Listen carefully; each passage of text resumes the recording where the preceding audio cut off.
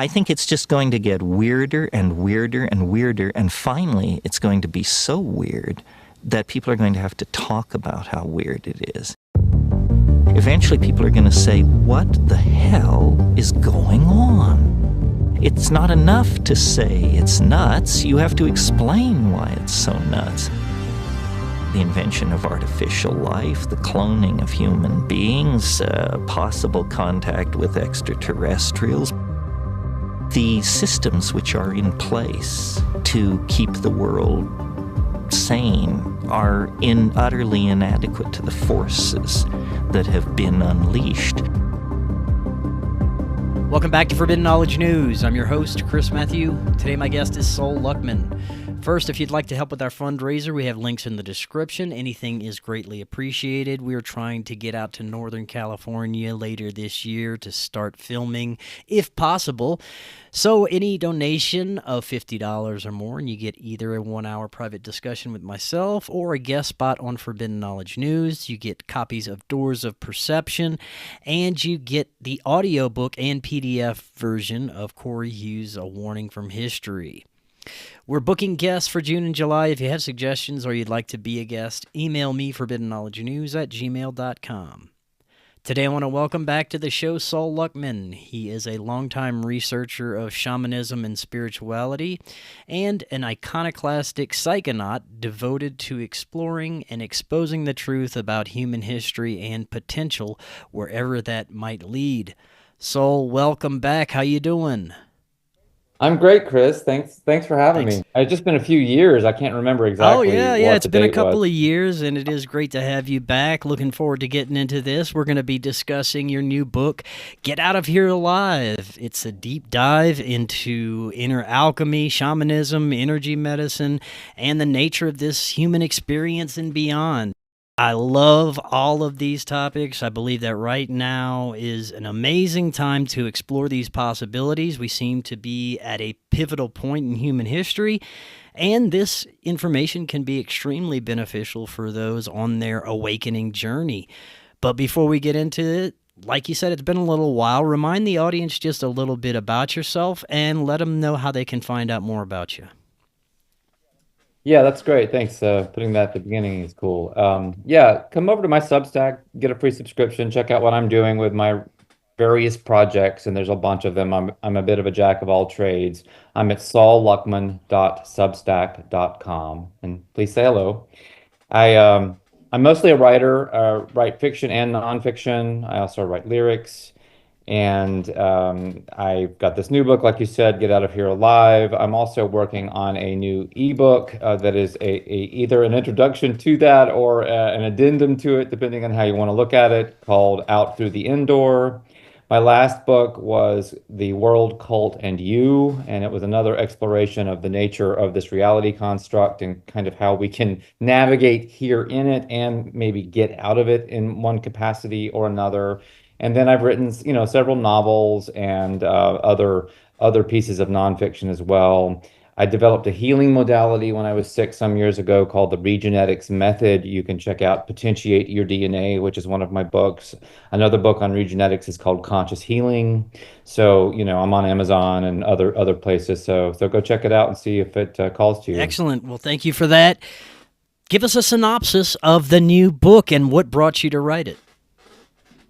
Yeah, synopsis. That's a really good one. Well, it's basically a story of inner alchemy and how we can begin by unplugging from the things here in the matrix that take away our energy and our consciousness and our potential, for that matter, for healing and for transformation. And then going beyond that, things that we can do to begin increasing our personal power, our chi, prana, kundalini, whatever you want to call it, and utilize that power by focusing it consciously with our attention slash imagination to envision, manifest different, newer, better outcomes for ourselves in the here and now, yes, but also possibly even in the beyond as a way of creating an egregoric dream body of ourselves that we can actually occupy in lieu of going through a traditional death process.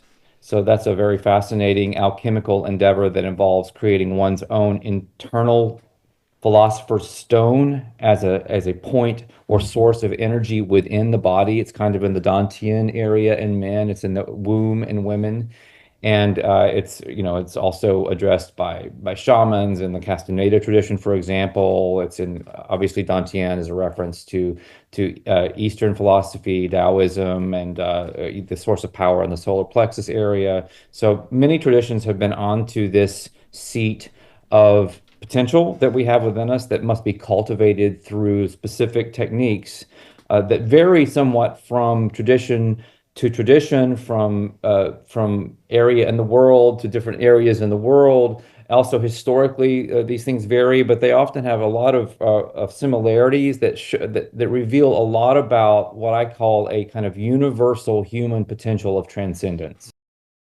Let's dive into the deep end and work our way back from there. I've noticed an increasing amount of individuals and groups that are exploring these Gnostic possibilities of the nature of reality. A lot of them, a very negative outlook that we are trapped here, that archonic forces are feeding off of us. And unfortunately, like I said, I see this increasing understanding of our reality.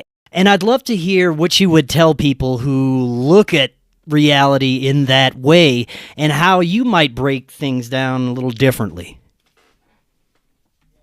Yeah, so one of the characteristics, that's a great question, and it really gets to, in some ways, the crux, the philosophical crux of this new book and the new ebook I mentioned.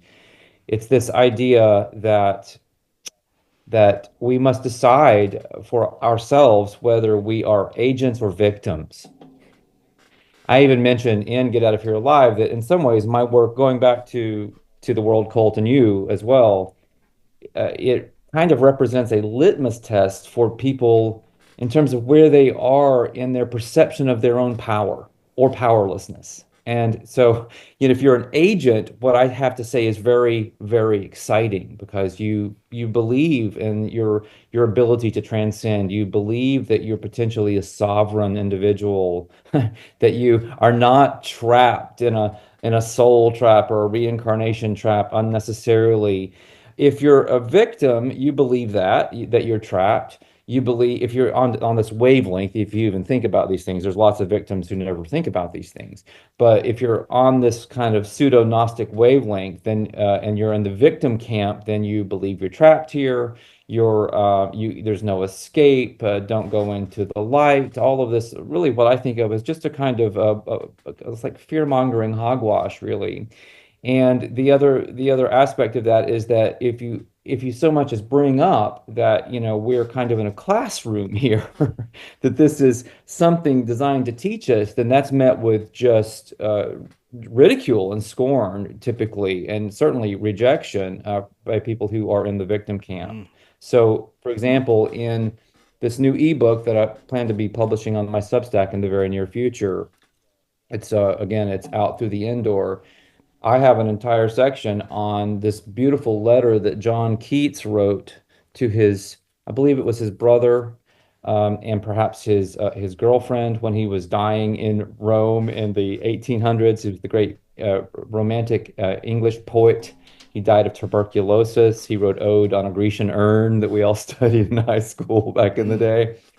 Anyway, he was, coughing up blood and in the process of facing his own mortality in a quite visceral way. And he concluded that we are absolutely in a classroom. He called it a veil of soul making, and that the whole purpose of this place was not to give free rein to souls who come into this world to do whatever they like or whatever. It is the purpose of this realm is to take sparks of intelligence that are like emissions of the divinity, these energy essences that come from a larger being in a way, and turn them into souls. We're not even souls when we come here. So, ergo, there is no reincarnation. We don't reincarnate. We're not in a trap because we're not recycling in the way people say that we're recycling. I'm not saying that there aren't weird similarities and things that people can trace back to, quote unquote, previous incarnations and that kind of thing. I'm saying that there are other explanations for those phenomena. You said that you don't believe we are reincarnated, but this is a classroom and we're sort of being spiritually refined for the next level, if you will. Is that accurate? Yeah, sure. Think of it as kind of like the refiner's fire. That is a biblical alchemical reference where we are in this crucible of a world and we're being kind of melted down to our essence in a way, which is the soul essence. And from that point in time, we can begin to uh, step into our individuality. In essence, soul making is individuation. They're the same thing. Individuation is the more psychological term for what Keats would have called soul making, right? They are in this way of looking at things, they are the same thing. And once you have created your soul, you become ensouled, you have individuated, you're no longer in the hive mind, and you can think and see much more clearly. Then a lot of new possibilities for growth and, if you want to use the word, evolution come into play. Right on. I want to explore the concept of agents versus victims a little bit more. For starting with agents, what brought you to that term specifically? Mm. Yeah, that's just a kind of grad schooly term for people who do things, either consciously or otherwise. But an agent is an actor as opposed to an acted upon. A victim is an acted upon entity. So you could say there are historical agents. These are the people who write the histories, right? Right. And then there are the historical victims who are the ones who are written about.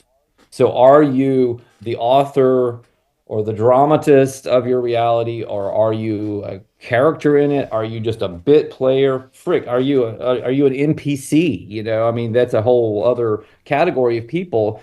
And when you begin looking at this idea that some people are here, but they're not ensouled Hmm. yet, they have to really understand how there might be people who read as NPCs. It's not necessarily to say that they're just artifacts of the simulation. It means that they haven't grown up yet. Right. Would you say that each and every person is, in a sense, playing a role here, from the worst parasite world leader to the best person with the best intentions and everything between, that each person has a role to play and a part to play in the evolution of everything else? Hmm. Yeah. Yeah. You get into I was contemplating a couple of interesting words today that are very similar, but their meanings are significantly different. And that was prescripted and Mm, prescriptive.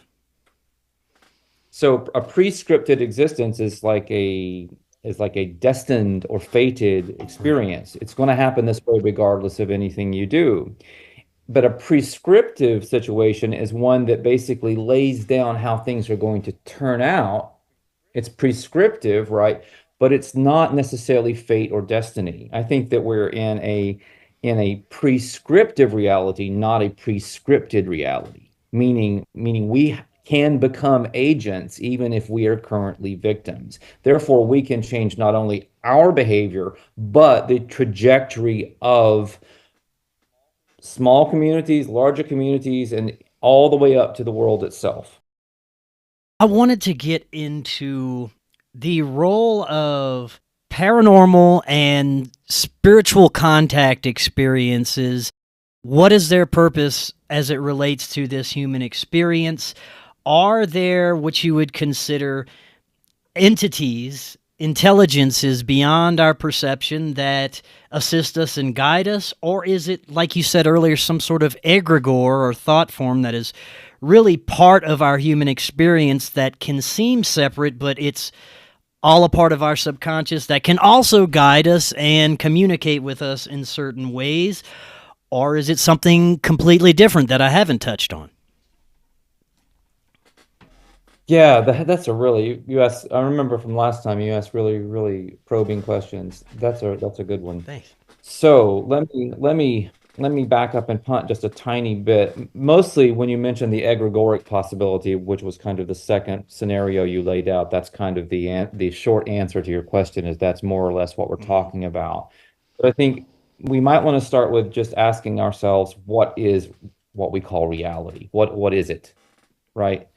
And in the model that I am proposing in my books, and this even includes a fiction book that I'm planning to publish before too long called Beginner's Luke, there is no reality. There is no a priori real. There is only forever the dreaming God dreaming us into existence as we dream the dreaming God into existence. It's like the Ouroboros biting its mm, tail. It's the Alpha and the Omega. We live in fractal iterations that go up and down and sideways and all of this constantly. It's the nature of how energy moves. If you look at patterns in nature, everything is fractalized, everything is spiral. It's just incredible in a way how it works. And so if you can think of yourself, like one of the chapters of this new ebook is encouraging readers to imagine themselves as Imagineers in mm, training, realizing that reality is not a given. It can seem real, but it's really a dream. Even here in the quote unquote material world, it's just a slower moving dream. It appears immutable, but in fact, it's just less malleable than a nocturnal dream, let's say, right on. but it's simply an extension of the dream process. There is only the Mm. dream. There is no technological simulation, but there is a dream-like construct that a lot of people interpret as a technological simulation. Mhm. Let's get, So when we learn how to energize ourselves and then focus that energy, we can actually kind of like Neo in the Matrix, we can alter what we perceive as the simulation. yes. And that's what I wanted to get into is the abilities, whether they're dormant, just waiting to be activated, the potential that we have here in this realm to create and manifest. And you mentioned imagination, and I've come to the awareness of how much imagination affects the material reality and how much the energy we put out there, whether it's based off of fear or love, can also fuel the occurrences in our material realm. Maybe talk about how we can start to harness that and become aware of it a little bit more. Yeah, that's a really nice kind of two-part. There's a Yeah. two-part answer to that that goes back to why I divided unofficially a divided Get Out of Here Alive into two parts. And the first, if you look at this shamanically, there's a shamanic concept of not doing. And it is a way of looking at your ruts, your behaviors, your habits that keep you entrained in a certain frequency. It's almost like a samskara, some kind of scratch in the record of your life that you just can't get out of that groove, you know. And so when you engage in not doing, which can either be doing nothing or changing your behavior significantly, sometimes in odd ways, or even changing your personality on purpose and playing a role for a little while, you can jump up out of that rut. It changes the routine, the routinary aspect of your existence, and allows you space to create new patterns. It's almost like the way we can change our neural pathways and experience our minds quite differently. Especially as we get older, it's very important to actually engage this kind of neuroplastic strategy to help ourselves think more clearly as we age, right? But it applies to any age because people get in all kinds of routines and ruts. So when we do the not doing, the thing that happens automatically is that whatever you've been engaging in your thought process, in your daily activities, whatever has been draining your energy is no longer there doing it, or it's not there to the extent that it was. When that happens, your energy, your chi, your prana, your life force begins to accumulate again. Because right now it's just being drained out of most people to where we're all when we start out this journey, we're all basically running on Mm, empty. right. It begins to increase. And that energy is the raw fuel that you can then take with specific techniques of a shamanic character or an alchemical inner alchemy character, internal alchemy in the East. You can do specific things with your mind and intention to focalize that life force into active imagination. And as you get better and better at that, you can do things like the adepts in Tibet when they would literally create little servitor deities with their imagination that other people could see, and these things would walk around and do things and communicate. Whoa.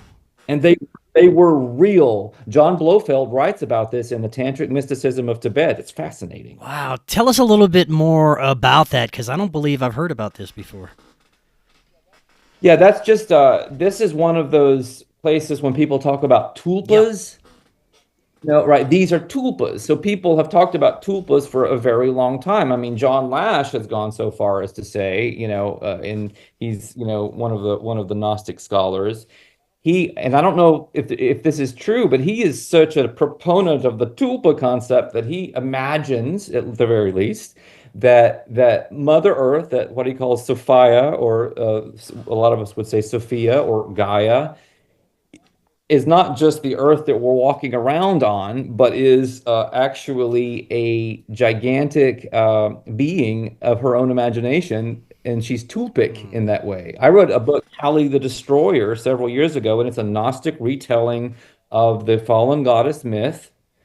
And in that book, I have characters who turn into tulpas. They do it like right in front of you as a reader, and it's wild when it happens. Do you think that this is what's occurring with much of the contact or paranormal phenomena or even extraterrestrials, that they could be tulpas that we have created based on previous stories and information and our own fear behind whatever the entities are, that it could have just manifested this version of that being? Yeah, so back to the starting point that everything is a product of the imagination. So everything, including ourselves, everything is an egregore or a tulpa. Wow. The world is an egregore. Yeah. Space is an egregore. And that's why it all seems so dreamlike and changeable, and we can fight over whether it's round or square or upside down or whatever, because it is just a product of whatever you think it is ultimately. And if you have enough people thinking it and believing it and imagining it strongly enough, it begins to take on what we call reality. Do you think that there are really people in these high positions of power that they believe they can alter our reality enough where it could be this dystopian landscape where they have complete control over everything? Or is that just a sort of illusion as well to assist in the evolution of humanity? Well, yeah, an amazing story. If you would like me to, I can go into that, but it will take a tiny bit of That's all right, unpacking. man. We can do it. We got time. So Chris, are you familiar with the concept of the Yes. demiurge or the Lord Archon? All right, so that's a character in Kali the Destroyer, my novel that I mentioned. So if you want to actually read how I narrativize this guy, but as I see it, as I understand it, the demiurge is a creature from what shamans would call the dark sea of awareness, which is basically the dreamtime realm of eternity that surrounds this little speck that we're on, that we're in, whatever this realm is, this little construct. And it is just the continuation of the dream into subtler and subtler dimensions of awareness, is what the dark sea of awareness is, until you're all the way back at the source point for this experiment, this multiversal experiment, if you want to go there. So there are beings like in the ocean swimming around, and some of them are of the apex predator variety. So there was one that in Get Out of Here Alive I call the dragon, who according to mythology and religious texts, showed up in a garden a long time ago, the Garden of Eden. And our ancestors were there and they were in the dream time of a kind of pre-conscious awareness, meaning that their minds were linked in a collective unconscious, and that's how we functioned. We didn't have an individual consciousness. And so the offering of the apple of the tree of knowledge was an offering by this apex predator of its own mind, its operating system, because it's a gigantic mental parasite. It said, I will let you use my powerful operating system, basically. It didn't say it like that. It basically said, I will let you become individual. Here, take the apple. When we took that apple, we took on its mind. There was a kind of tacit contractual agreement that that's how this worked, right? That's why we have contracts everywhere. This being it loves to contract. So we took on its operating system. So when we think with our what we consider to be our minds, and that voice is in the head, and it's giving us all kinds of contradictory signals and information and everything. That's not us. That is the dragon. That is So the you said it was a demiurge. That's the Lord. parasite. Would you consider it separate from the all that we are? Oh, not Okay. not at all. Now, this is where it gets fascinating, because when you pass out of victimhood into agenthood or agentry, agenthood probably is not a word, but when you make that transition, then and you realize that all is a creation of the imagination and that you are a part of the all. If there is such a thing as unity consciousness, there can only be one of us here, right? Then we dreamed the dragon into our garden for some purpose. I would say the purpose is to create this very intense dojo of a world that we're Yeah. in, a classroom dojo, where we're getting our asses kicked by Morpheus trying to wake us up. We're Neo, like wondering what's going on here.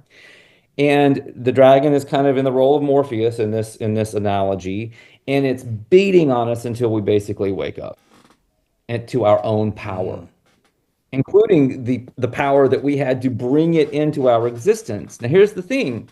It's possible through the alchemical techniques that I teach to begin taking back your own stolen power or loosh from the dragon and its minions, the yes men and women of the poo world order, and you can reabsorb and reintegrate all of that energy and utilize it for your own creative purposes while weakening the whole pyramidal structure. I want to talk about the afterlife a little bit. We touched on reincarnation, how you believe that that's not a thing, we're just being forged for the next level. What does that mean for those that align with darkness and live this life in what we would consider the worst way possible? Murder, rape, hate. What is in store for them in the next level? Are they just reabsorbed? You said there's no reincarnation, so I don't know. What do you think? Yeah, that's a very interesting question too. Another good one. You have different people doing different things on different paths at different levels of the hierarchy. So it's very hard to speak in Yeah. blanket terms about what's going on there. You probably have some people in that hierarchy who are practicing alchemists, who are literally using the power of their internal philosopher's stone to keep rejuvenating themselves until they become kind of like Mm. vampires, basically. Because you're not supposed to do that forever. If you do it too long, you'll get stuck in the matrix, basically. And so, like in Castaneda, there is an amazing character called the Death Defier, who is this old shaman who has basically lost the ability to self regenerate and must borrow energy from the incoming lead shaman of the sorcerer's Mm. party, and that ends up Danita at one point. He actually gifts her some of his energy so that the Defier can rejuvenate, and go for another round of however many hundreds of Wow. years. So you have that possibility going on. Then you Yeah. have other people who are I would say aren't even ensouled, who are part of the structure at the, at the kind of the bottom line, who are just kind of doing what they're Mm, told. They don't really know what they're doing. It's hard to bring a lot of judgment to bear on people who haven't even individuated, because it's like it's as if they're still children in a way, even if they're doing awful things. And then you have kind of everything in between, and it's those in between people that are kind of philosophically problematic, because I don't fully know, what happens with them, except I do know this, or I feel this very strongly, that no one is ever left mm, behind. okay. That ultimately, people, if they die, for example, there is a path back to source for even the quote unquote worst of people, and that there is a learning opportunity even after death as people make their way back to the center of it all. You mentioned being stuck essentially in the matrix. What would you consider that to be? What would that essentially manifest as? Well, vampiric behavior, among other things. But let's say you're here and you've basically energetically or mentally slash emotionally lost the whatever it takes to actually willingly choose your death and step into your egregoric dream body, right? And then sail off into eternity. You cannot do that. Either you just have lost the energy to be able to do it, because it takes a lot of energy, or so you have a mental blockage to it in some way, and you're somehow stuck in this place that becomes more and more like a prison. That's how it would function. Now, you could keep living here for a very long time by finding ways to renew your energy, but it's almost like it's a half-life. It's a zombified kind of vampiric half-life after a certain Right. point. Going back to the abilities that we have and the possibilities of healing ourselves, and I know you work with energy healing. Tell us a little bit about Regenetics and the work you do and your understanding of the powers of energy healing and what we're capable of. Yeah, that we are so amazing in our capabilities, and it's very helpful to understand that really you can do whatever you powerfully imagine. Meaning, you could turn around and create, some kind of healing modality that would be world changing. And if you had enough power and enough imagination, you literally could dream it into being, and make it so. Make it so, number one. It would just happen, right? So, but what I learned earlier on, my experience was at a slightly less conscious, aware phase. I was really sick. I got sick when I was in graduate school in my 20s, and I got sick from some travel interventions that I thought I was supposed to take, and sort of things went from bad to worse, and I ended up with a really life-threatening autoimmune condition that went on for the better part of a decade. So it was sort of like fibromyalgia and chronic fatigue, in some kind of like mashup with the boy in the bubble or something. I was super allergic to everything.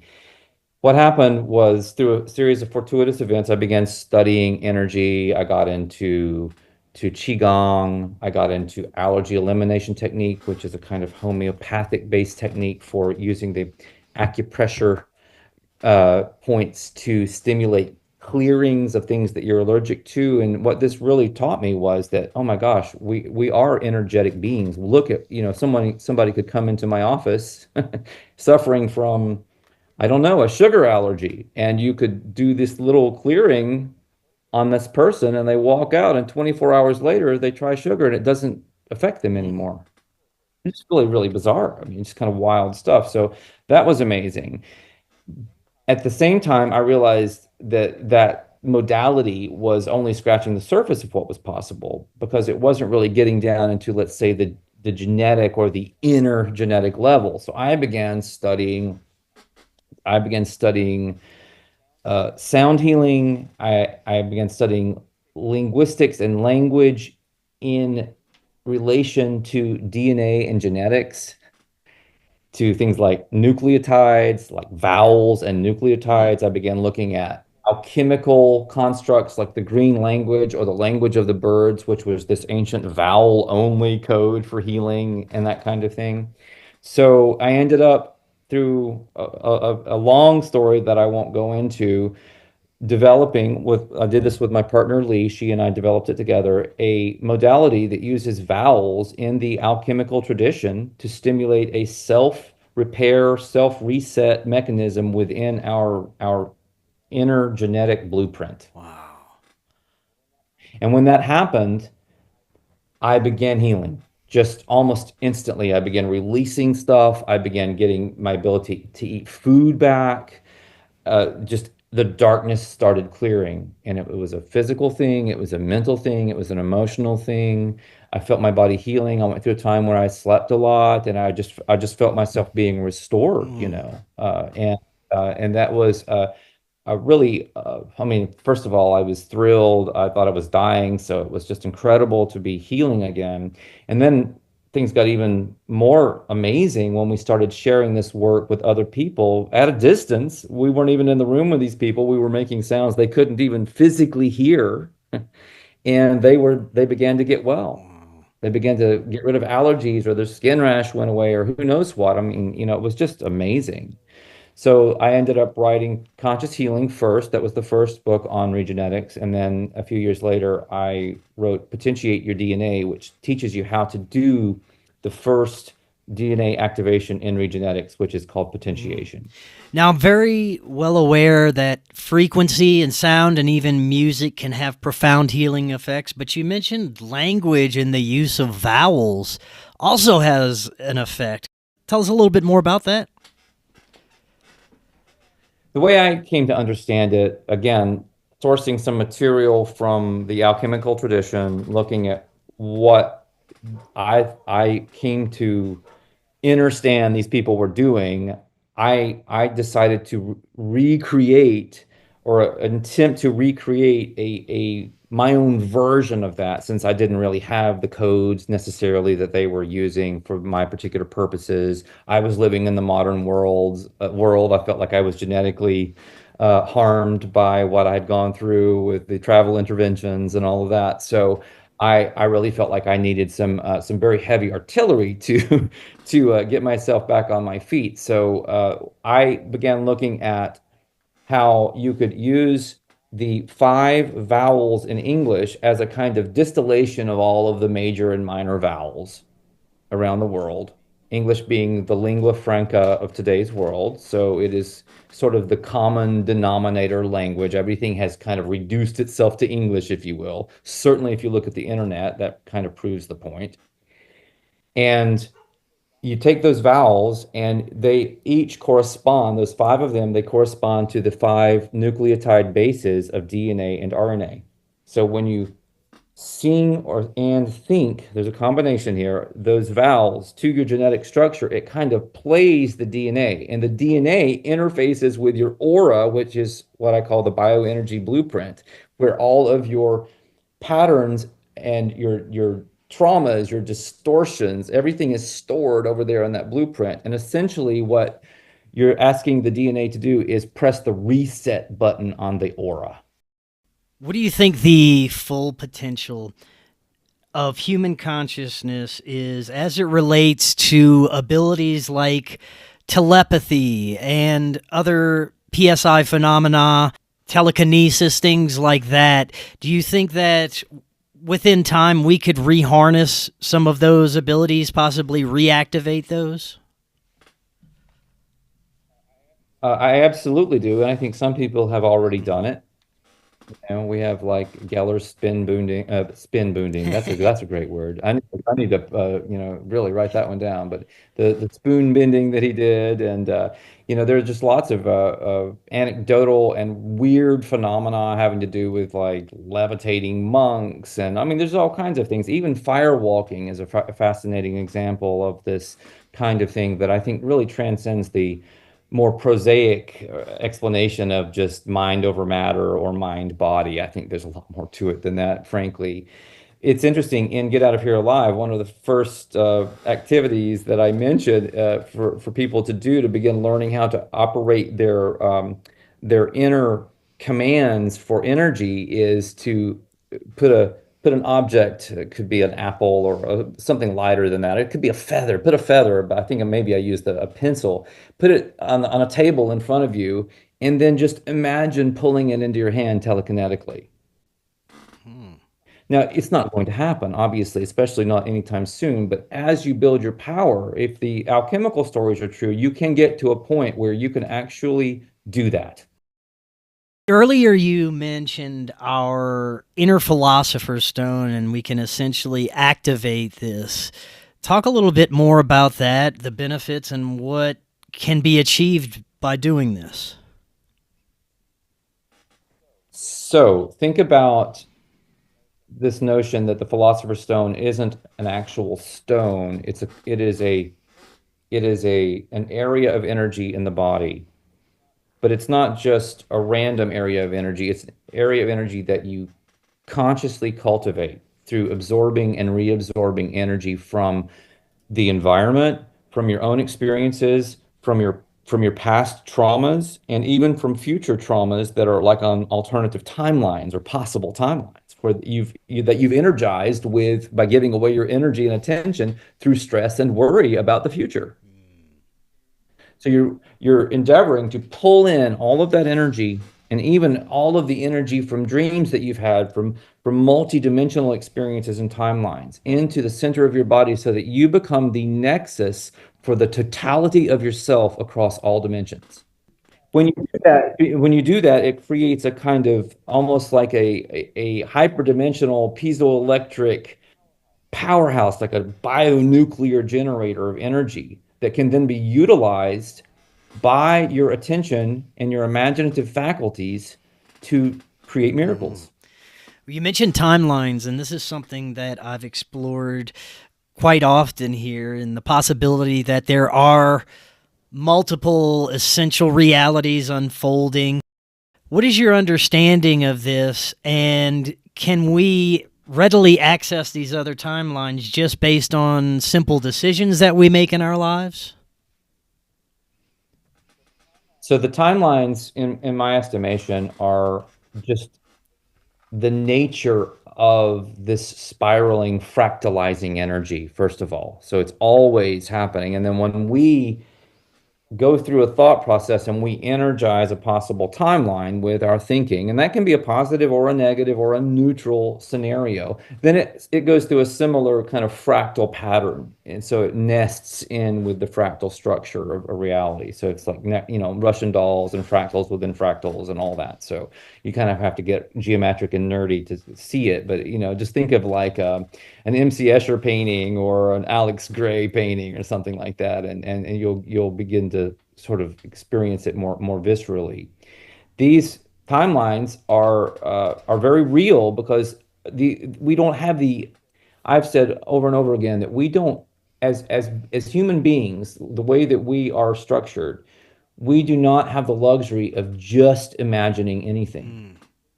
When we imagine it, it starts to happen. It starts to become real in some way, somewhere. Therefore, if you want to change what's happening to you, you have to change where you're putting the focus of your imagination. Where is your attention going? And that will help track you onto the timeline that you want to. But let's just say that's not good enough and you want to create that totality of yourself, you want to bring that back into your philosopher's stone, then you can pursue all of the stresses and worries and wild scenarios that you've entertained in your lifetime. And you can go and reabsorb those. I say reabsorb because time is really just an illusion. You can absorb or reabsorb that timeline and all of the energy you put into it. And in essence, it's another way of making sure you don't get on that timeline. Right. Because you really just brought it back into yourself. You integrated it. Even if it's a bad thing, you've brought it back in. I say bad, really, even if it's just a teaching moment, maybe would be a better way of saying it. Well, how important would you say belief in these concepts, belief that you actually are manifesting, belief in some of these spiritual possibilities, if you don't believe in them, would you say that it would put a damper on the outcome? Belief is a really charged, tricky Mm, word. You know, there are lots of people who talk and write about the tyranny of belief, and it's this idea that belief can be utilized to control your mind. And you have someone like René Girard, the great French philosopher, who wrote about mimetic desire and essentially the tyranny of belief, where we don't know what to believe, so we believe whatever our personal hero believes or our president believes or something like that. And we adopt that belief and it becomes, and that helps it begin to inform our reality. So in order, the dragon basically uses its puppets to steer reality by just having people believe in what the puppets are saying and doing. mm, right. It's that simple. It's not, and this is I mean, René Girard was not a metaphysician. He was just a philosopher writing about this stuff. So you can go read his stuff, and if you want, if you need proof of concept here. This is kind of how it works. And he wrote about, how atrocities and other things can grow out of just these mimetic structures. And now we live in the apotheosis of the mimetic wars. Yes. It's happening right now. Yeah. So it should be on Yeah. everyone's mind how memes and mimetic desire are used to control Mm, narratives and outcomes. right. So that's very important to realize. But in terms of belief, I address this question, and it's a thorny question indeed. I address it in this new ebook by looking at a shamanic concept known as controlled folly. And it is a moment in your awakening process, for lack of a better word, where you realize that it's all made up. And so you also realize at the same time that if you're not to go stark raving mad, you have to have something that you choose to believe in, even if you know that you're just choosing to believe in Yeah. it. And you can choose wisely what to believe in. And that will energize those outcomes. Because you can believe in nothing, but that's just a belief, and it's a very harmful, self-defeating Mm, belief.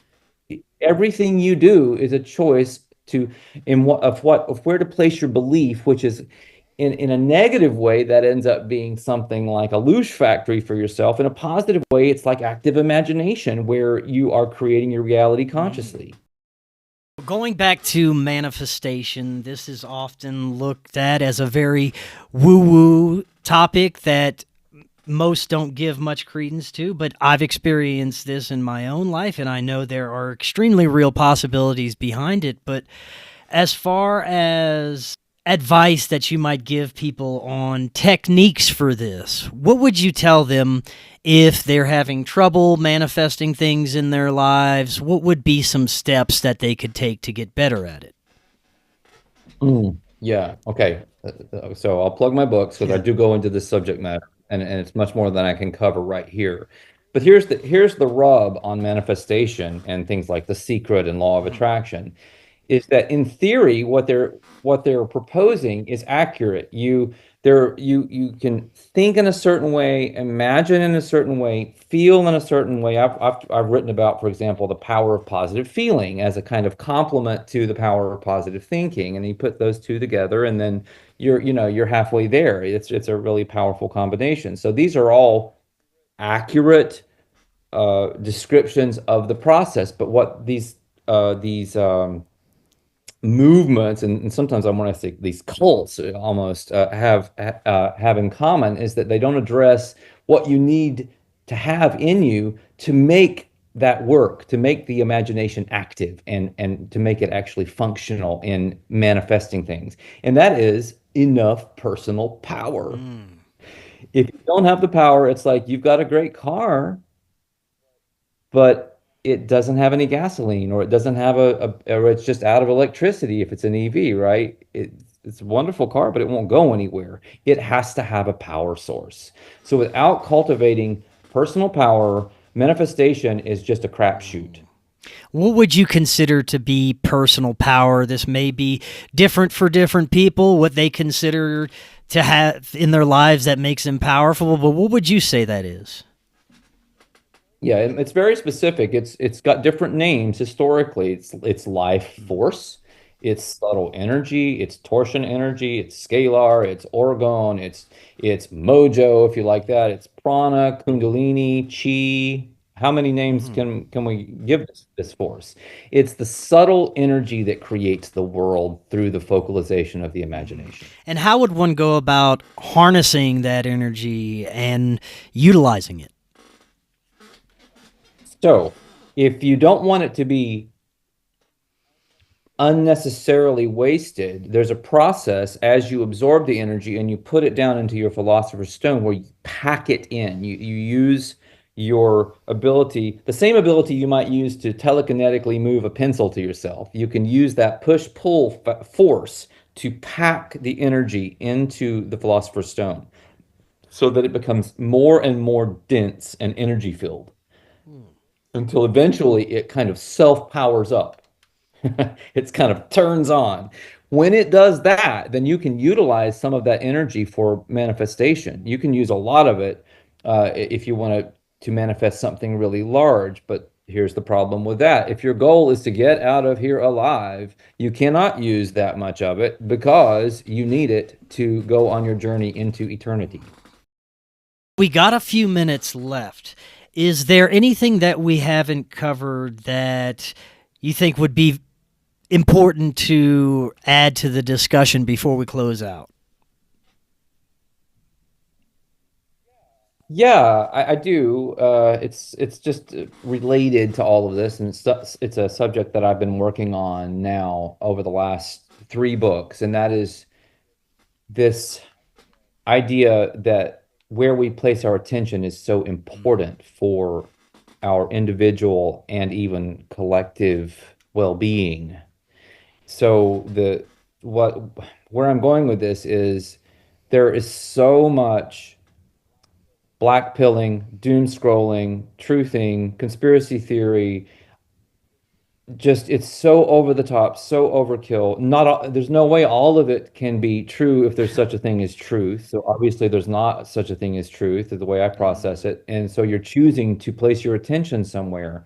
So it's very important to feel things out. Really use your inner knowing, your gnosis, your intuition, your inner feeling sense, your inner guidance to feel out whether something is supportive of you. Does it take your energy or does it give you energy? And if it doesn't feel right, it could be that simple. If it just doesn't feel right, walk away. Do a not doing on it, or better yet, a not knowing. Get rid of all of that information because it's just useful.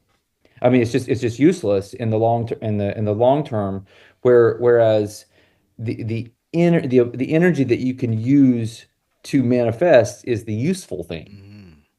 How do you feel about where we're at collectively, the direction of the collective consciousness as far as spiritual awareness? A couple of years ago, I would have told you that I see more people awakening than not, and I was really optimistic about the trek that humanity was on. And now, because of all, like you said, the doom scrolling and misinformation and nonsense that is being put forward online, it's very difficult to get a gauge on where humanity is at. And that may not even be important in the bigger picture. I know that focusing on what we can do for others in our lives is what we should be focusing on. But how do you feel about the trajectory of human consciousness right now? I was where you were, a few years ago. I felt like we were really moving in the right direction, and then I we went through, the last, those few Yeah. years there. Yeah.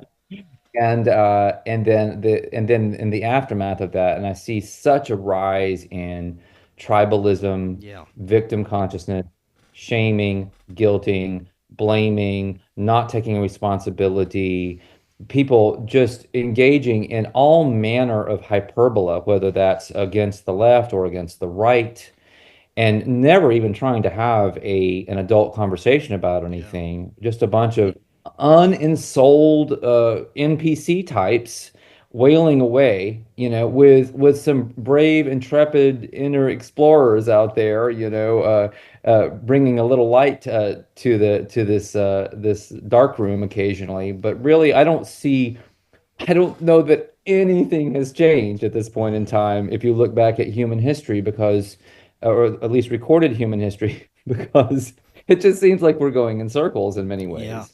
It makes me think that it's really never going to be about us collectively ascending anywhere. It's always going to be about the individual's journey and doing the best that we can in our own lives. And hopefully that'll have some sort of 100th monkey effect. But the best we can do is what we have control of, I guess. Well, here's the thing from an alchemical perspective. If you had people, enough very accomplished alchemists, or even just good ones, doing the kind of work that I'm describing, where you're literally taking back power from the dragon and its structures, that's how you change the world. It is an inner process. Change always starts at that inner process level. And we could absolutely do it. I've theorized that the dragon would either leave, and in which case we would all have our minds back. I don't know what that would mean, without that operating system. I do, in a way, know what that means because a lot of alchemists and shamans go through the process of finally having that voice leave, and that's a weird experience. But the other thing is that the dragon could also just change and become more like a benevolent spiritual ally as opposed to a spiritual adversary. And what a bizarre turn of events that would be. I know this is possible. I'm not betting on it, but it is possible. Right. Right on. Well, I love it, Saul. Thank you so much. This was great. One more time before we close out, remind everyone the best way to find out more about you and pick up your books. All right. Yeah, just come over to saulluckman.substack.com. I have a lot of free content, and almost all of my work in one way or another is available through a paid membership on the Substack, as well as, of course, being out there on Amazon and other venues. So I really appreciate your coming by. I'm still looking for reviews for Get Out of Here Alive. Right now, that book is as of this recording, it's available for free on Kindle Unlimited, so you can just go check it out. Awesome. Well, thank you so much, Saul. We'll definitely do this again in the future. We'll try to do it sooner than we did last time. And until next time, everyone have a wonderful evening. We will talk again tomorrow. We'll see y'all then.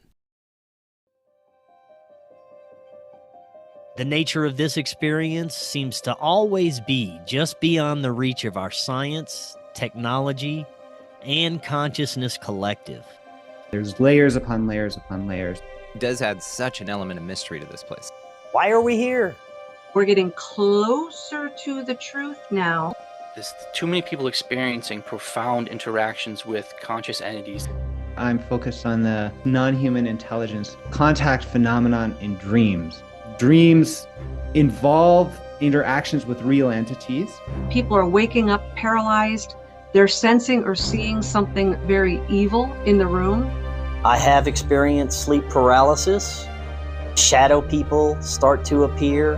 I was taken from my earliest memories by non-human alien entities. More and more people are wanting to talk about these things. A ufologist would say, well, that's obviously an extraterrestrial.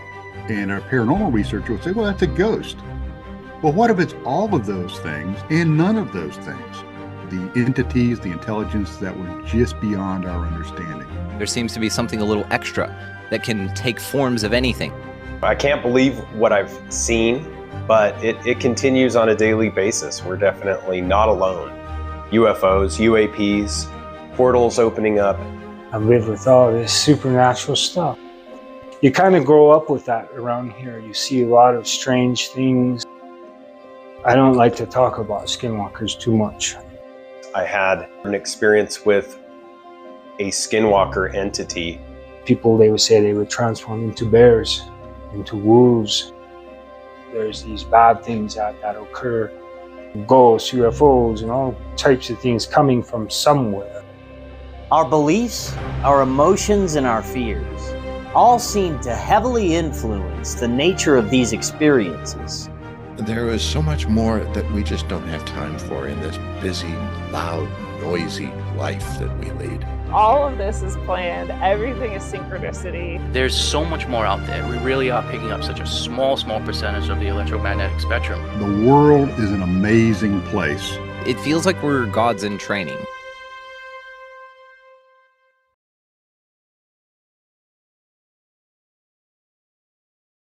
We live in an incredible age of information. More and more, we're discovering that we've been lied to and misled about much of our human history. Corey Hughes is providing profound revelations about World War I, World War II, the JFK assassination, Martin Luther King's assassination, and much, much more on his new Substack, Bloody History. Subscribe now for as little as $5 monthly. Just click that link right in the description to get started now and learn about our true history.